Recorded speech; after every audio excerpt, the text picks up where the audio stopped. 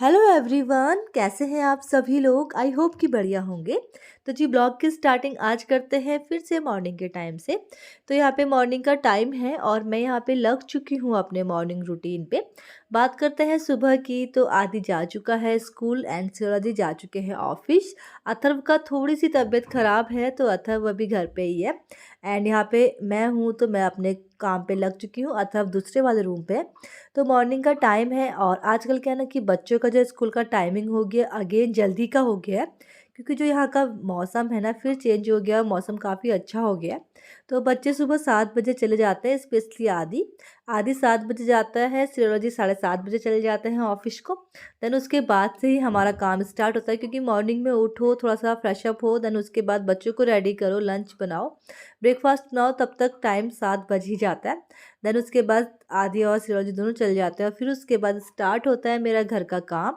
तो आजकल देखिए मैंने थोड़ा सा यहाँ पे ना टेबल को दीवार पे खसका लिया है, क्योंकि आजकल ना दिन के टाइम पे जब हम यहाँ पे लंच करते हैं तो यहाँ पे काफ़ी अच्छी धूप आती है। अगर पर्दे को हम थोड़ा सा हटा लेना तो पूरे जहाँ पे चेयर लगी हैं इस साइड पे वहाँ पे बहुत अच्छी धूप आती है। तो तभी हम लोगों ने पूरा जो टेबल है उसको दीवार से चिपका लिया है।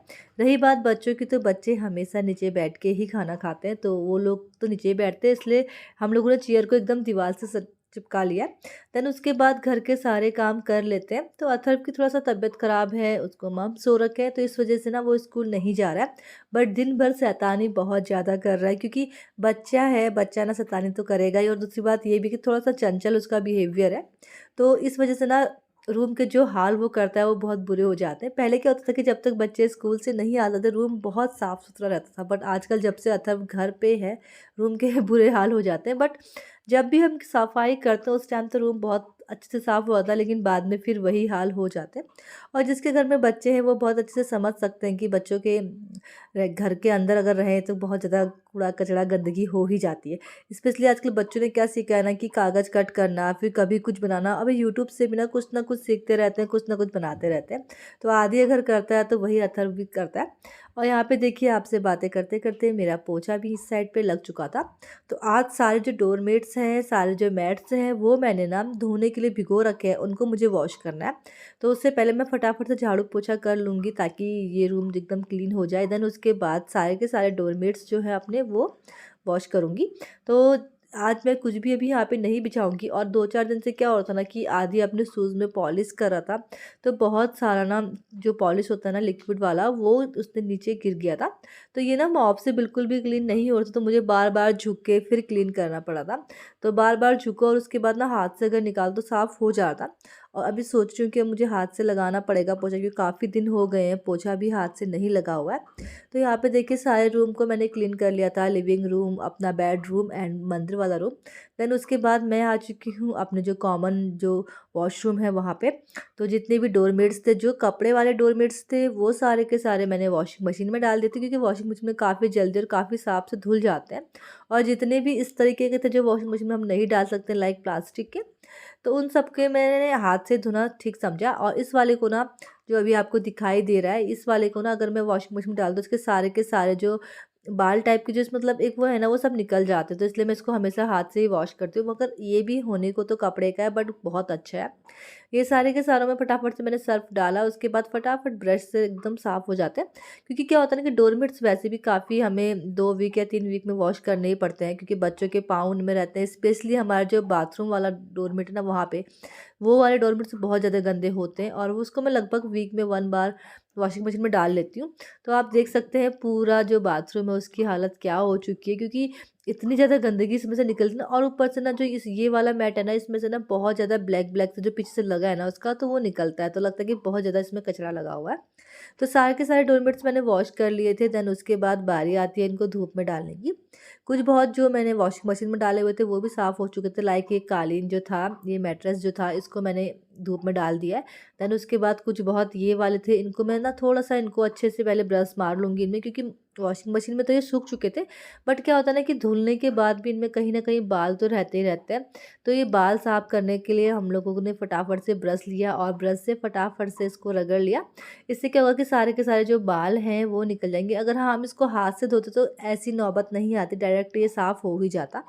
तो यहाँ पे देखिए फटाफट से मैंने सब के सब से जितने बाल थे या जो भी कचरा था वो सब निकाल चुकी हूँ। देन उसके बाद मैं लग चुकी थी अपने कुछ बहुत कामों में। तो लास्ट ब्लॉग में आपने देखा होगा कि मैंने 2-3 1-2 थाली का जो सेट है वो पेंट कर रखा था।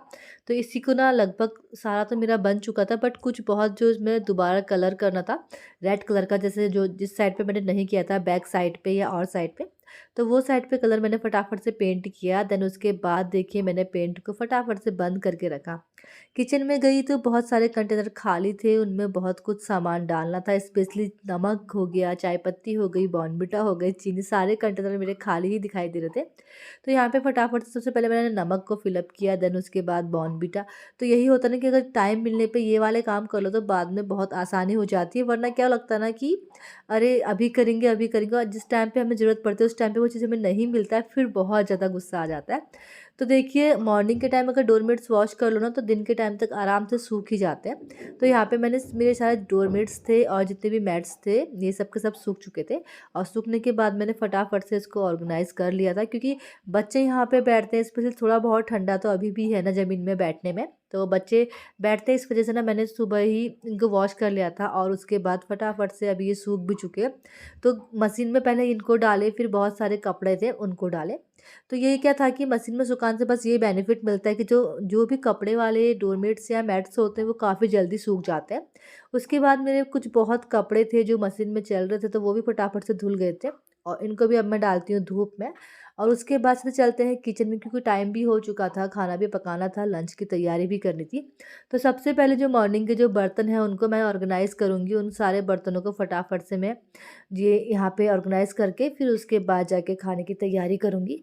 तो यही होता है कि मॉर्निंग के टाइम पे अगर डोरमेट्स को हम लोग जल्दी वॉश कर ले तो हमारे 1-2 बजे तक काफ़ी अच्छे से सूख जाते हैं। स्पेशली हमारे साइड में धूप काफ़ी ज़्यादा आती है, हमेशा आपको दिखाई देती होगी, मैं हमेशा आपके अपने वीडियोज़ में आपको बताती हूँ। तो आज जैसे कि हम बनाएँगे पालक की सब्ज़ी, तो पालक हम लेके आए थे मंडी से, बट 2 दिन हमने पालक की सब्ज़ी बनाई थी, 1 दिन पहले और 1 दिन आज में।